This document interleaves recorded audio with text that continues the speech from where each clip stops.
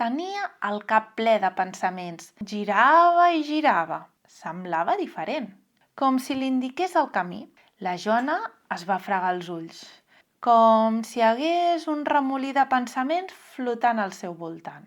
Uf, això és més difícil del que pensava.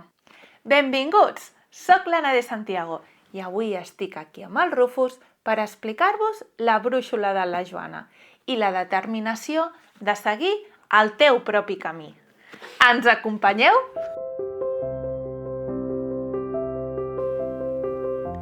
La Joana era una nena molt curiosa i plena d'energia.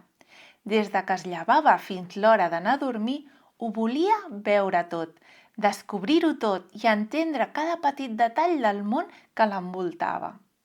Si un esquirol s'amagava darrere un arbre, ella l'endevinava abans que ningú. Si una papallona volava fent giravoltes, els seus ulls la seguien fascinada. Però aquest do també la cansava. Quan arribava a casa, tenia el cap ple de pensaments, veus i moments viscuts durant tot el dia. Era com si el seu cervell no tingués mai un moment de descans. Un dia, mentre passejava pel bosc després d'un llarg matí d'exploració, es va aturar vora d'un riu per descansar. Es va seure en una roca i va observar com l'aigua es movia lentament, reflectint la llum del sol. De sobte, va notar una cosa estranya. El seu propi reflex semblava diferent. En comptes de veure's normal, l'aigua li tornava una imatge d'ella mateixa envoltada de formes difuses, com si hi hagués un remolí de pensaments flotant al seu voltant. La Joana es va fregar els ulls. Que estrany! Quan va tornar a obrir els ulls, l'aigua va començar a brillar amb una llum suau. De cop, un petit objecte va aparèixer surant davant seu, una brúixola antiga amb una agulla que girava i girava i girava sense parar. La Joana va agafar-la amb curiositat. En el moment que la va tocar, el bosc al seu voltant es va transformar. Els arbres es van tornar més alts, el cel més blau i l'aire estava carregat d'una energia màgica. Davant seu, un camí de pedres blanques s'obria entre els arbres, com si hi hagués estat esperant-la. Va mirar la brúixola. L'agulla ara apuntava cap endavant, com si li indiqués el camí. La Joana estava molt emocionada. Això sí que és una aventura de debò. Amb el cor bategant ràpid, va començar a caminar seguint el camí de les pedres. Després d'uns minuts caminant, es va trobar enmig d'un laberint, fet d'arbres i arbres altíssims. Hi havia molts camins possibles i cada cop que triava un, sentia que girava i girava en cercles. La Joana intentava trobar la sortida. Uf, això és més difícil del que pensava. Va mirar la brúixola, però l'agulla girava i girava, sense indicar cap direcció. Aleshores, va recordar una cosa. Quan observava massa coses alhora, es marejava i se sentia perduda.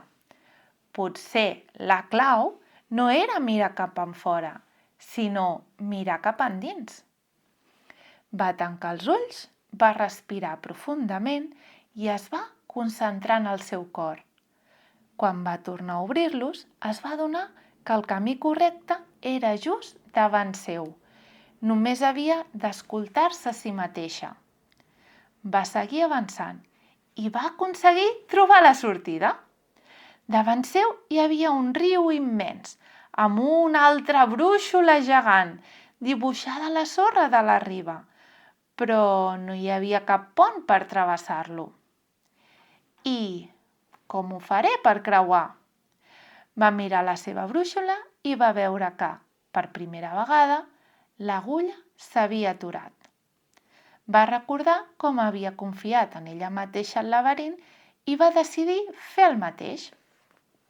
Amb decisió, va fer un pas endavant i va notar com en els seus peus trepitjava una superfície invisible.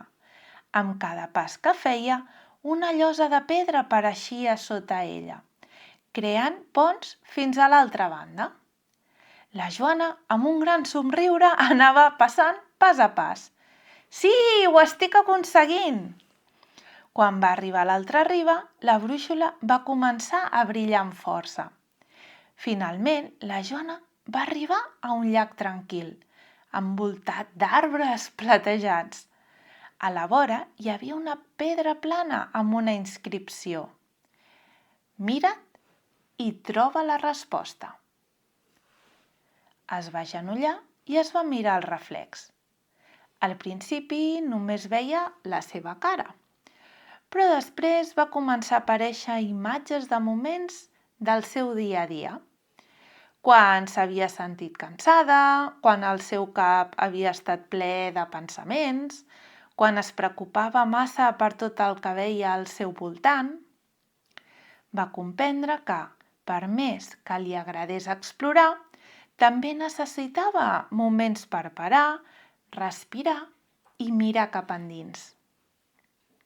Va posar la mà sobre l'aigua i va dir amb veu alta: «A partir d'ara recordaré trobar el meu centre». L'aigua es va il·luminar i tot al seu voltant es va començar a fondre com si fos tot un somni. De cop es va trobar de nou asseguda a la roca del riu, al mateix lloc on tot havia començat. El bosc era el mateix, però ella se sentia diferent. Va obrir la mà i va veure que encara tenia la brúixola, però ara l'agulla no girava sense sentit, apuntava directament al seu cor.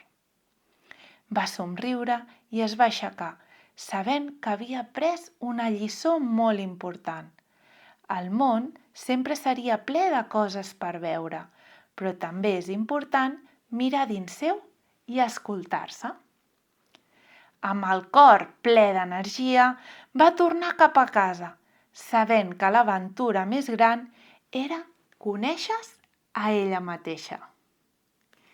I és així com la Joana va aconseguir trobar el seu centre. Moltes gràcies per acompanyar-nos. Fins la propera!